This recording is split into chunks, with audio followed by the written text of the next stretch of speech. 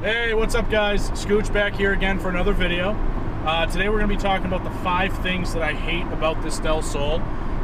To be honest, it was pretty difficult coming up with 5 things. I almost didn't get 3. So, as you know, I love this car. So trying to think of those things was pretty challenging. But I did get some. So we'll get right into it. First thing I hate about this car is the leaking roof. So it doesn't do it all of the time. It has to be like the right kind of storm. The rain has to be falling in the right direction. But it will leak up here through this little piece, through this seal, and then back here on the passenger side, like I'll come out in the morning and the whole passenger seat will just be drenched. Again, it doesn't happen all of the time, but it's like, I don't know if it's just like you put the roof back on the right way. I don't know. It's kind of a weird situation. But that's definitely number 1. I am planning on getting those, all that weather stripping and everything fixed soon. I'm trying to get a quote for it, actually. I went down to a shop near me that does it, and they're just going to get back to me, because finding parts for this car is not always easy, especially those seals. They don't know if they're going to have to go from the factory, if they're going to have to go aftermarket, so they're trying to just find the best price for me and figure out, how much it's going to cost. Thing number 2 that I hate: there's no interior storage. Or the stuff that there is, it's extremely minimal. So you've got this here, which is basically a ashtray. It was the 90s. People smoked. It was more accepted, I guess. And you can put ashes in there. I don't smoke, so I don't need to put ashes in there. But that's it for that. And there's a compartment here which isn't terrible, but there's no cup. The only cup holders are in this compartment, and I'll see if I can get like a video of it.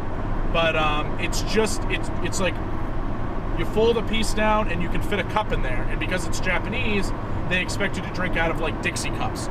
There's no, it barely even holds up like a modern day like regular Poland Springs water bottle. So that's minimal. There's 2 little pockets back here, 1 on each side.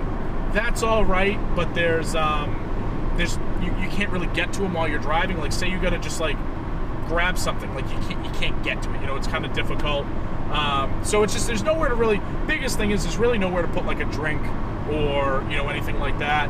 Thankfully, I tried not to drink too much in this car or eat really in here. But again, it is nice to have, especially if I plan on taking like a longer road trip.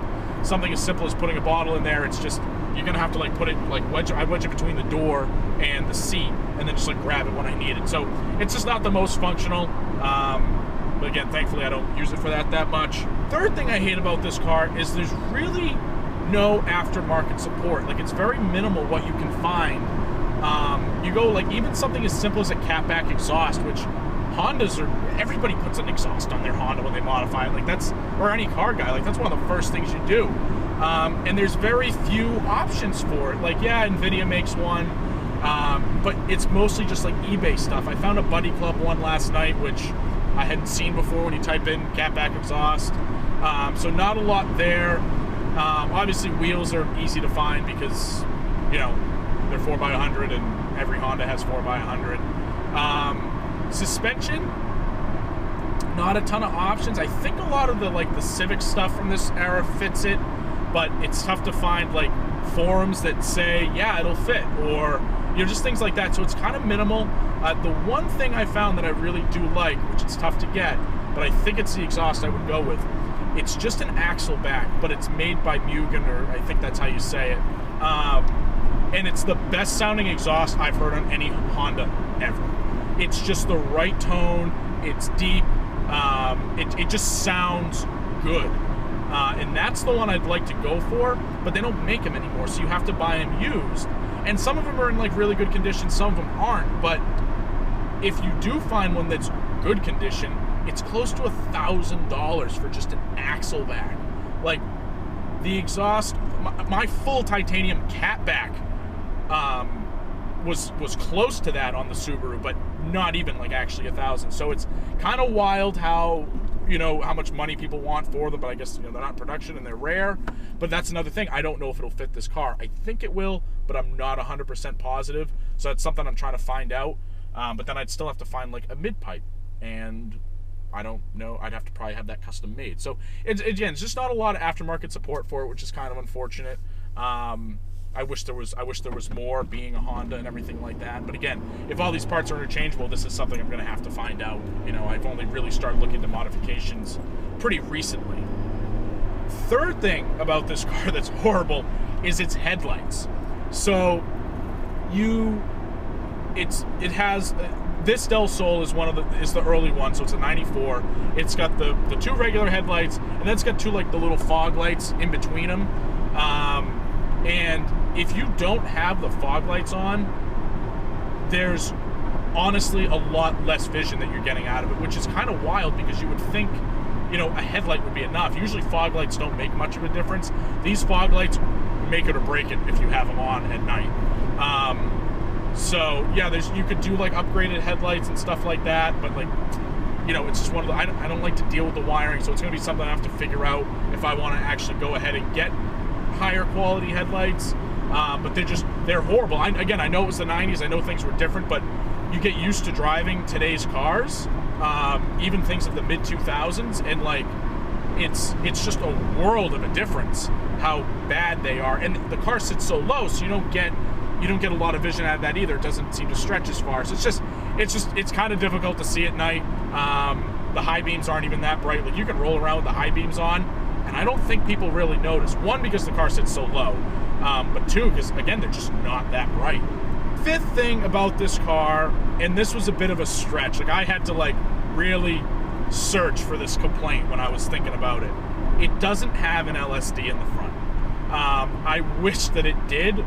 I just feel like it would make a big difference. I know you can swap one in, definitely, but it's like, it's just a one tire fire. Like, it's nice to have both wheels spinning at the same time, in my opinion. Daily driving, does it make that much of a difference? No, you're never going to notice. I don't drive the car hard enough or track it right now, so it's not really making a big difference to me. But like, again, that was kind of a stretch. That was kind of hard to come up with. But yeah, that's probably my biggest complaint. But yeah, I mean, other than that, that's kind of the 5 complaints. And yeah, that's pretty much it. It's tough to find complaints on this car. Like, I love it to death. Quick reminder, I will be putting out this one, so this video, go check out the one about 5 things I love about the Delsol. I've also got 5 things I love about the Subaru and 5 things I hate about the Subaru. Go check those out. And I upload every single Sunday, 5 o'clock Eastern time. And I'm trying to get to 1,000 subscribers, so hit that subscribe button, hit the bell notification so you know when I'm uploading a video. Really would appreciate it. I got a lot of cool content coming. My buddy's 1,000 horsepower GT500. We're going to be doing a walkthrough on that within the next week or so. So definitely keep an eye out for that stuff. Like, I got a lot of cool stuff coming. I want to share that with everybody. And I'm working, like I say, I'm working on cars all the time. I think I have some cool stuff. I'd love to see this channel grow and people kind of be able to share the experiences I have with them. And plus, this Delsol has a lot of work coming to it because there's not, as I said, not a lot of aftermarket support. There's not a lot of videos out there of people modifying the Delsol, at least in the way that I want to modify mine. So I'm hoping to kind of put those out there and people can kind of watch them and maybe they'll be inspired by it. You know, they'll want to do some of that to their car, or maybe they've already had the same ideas I have, but they can't find any content. So I'm hoping to be able to get some of that stuff out there. So thank you for watching, and I will catch you next time. See you later.